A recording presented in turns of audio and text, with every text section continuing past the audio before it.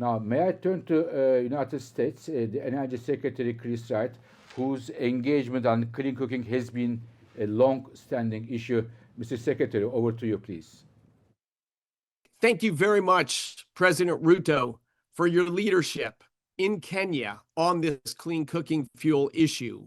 Not just for this initiative and this meeting, but you have been a leader in delivering or setting targets for clean cooking fuel access for Kenyans across the country. I'm very proud of your efforts there. I think that's a model we need other nations. And of course, the clean cooking fuel problem is not just in Africa. It's across Asia, it's across Latin America, it's across parts of Europe and parts of North America. This is a universal problem. The IEA was formed in the 1970s to address energy security. At that time, it was energy security in wealthy nations.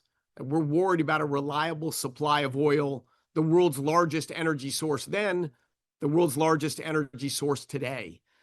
That issue, and what did it lead to? It led to many nations, including my own in the United States, to build a very large strategic petroleum reserve.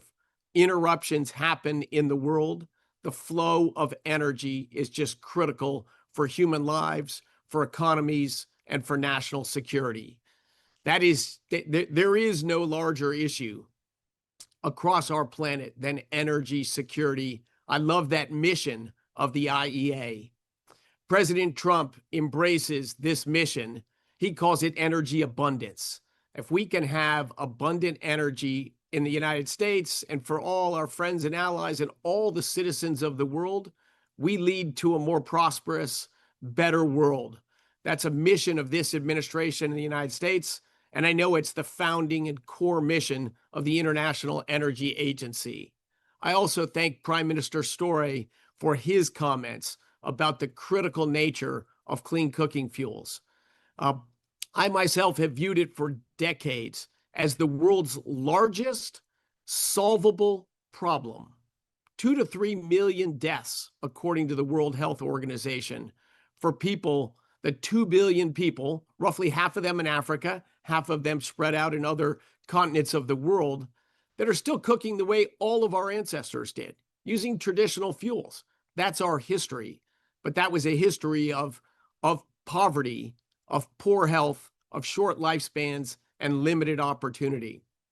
I think it's critical that the IEA expands its energy security mission to encompass this largest solvable problem, and that we address it with urgency, with words and with action. Much more important is action and results. We're going to talk about funds, and we need to raise funds, and we need to get businesses and countries around the world involved in this. But money is an input.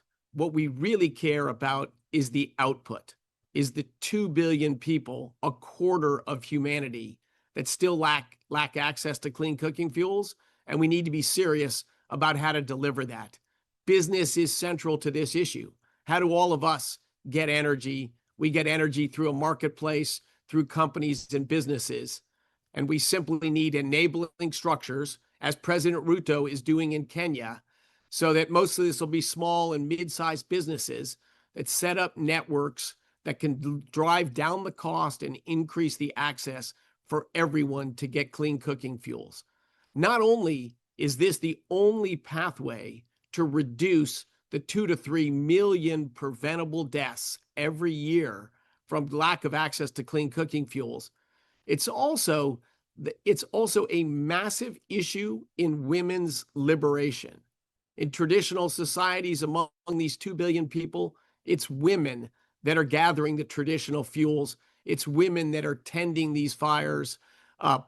It's women that are spending hours a day, every day, worried about supply of cooking fuels, traditional fuels, and that are therefore spending hours a day over these smoky fires and in these smoky rooms.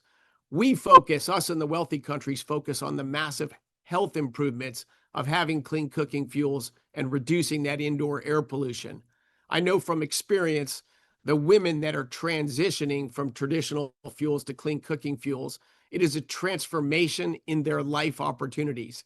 Hours a day are returned to them to pursue education, economic involvement, broadening their possibilities in life, and expanding what they can do with their children that are, of course, quite often accompanying them, not just in tending fires, but in gathering of the woods and the fuels.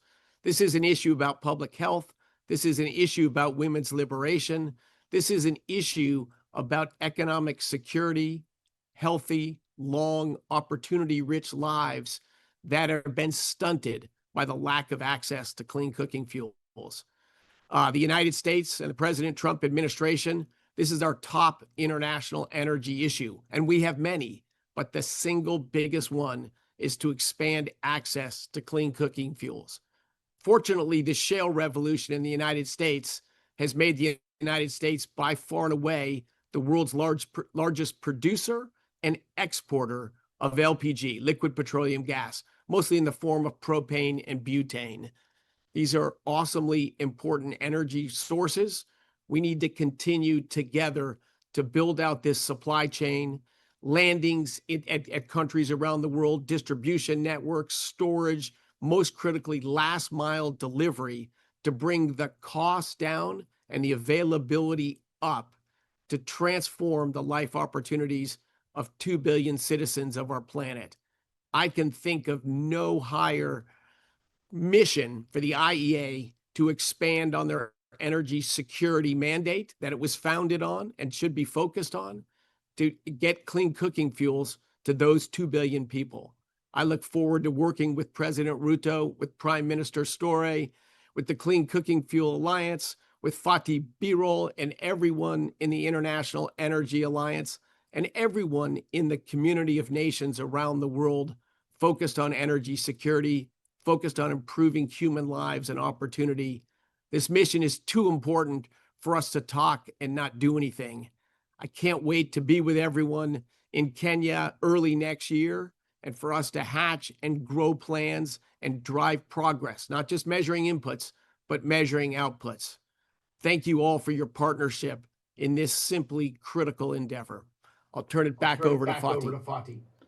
Thank you very much, Mr. Secretary, for your commitment and passion for this issue.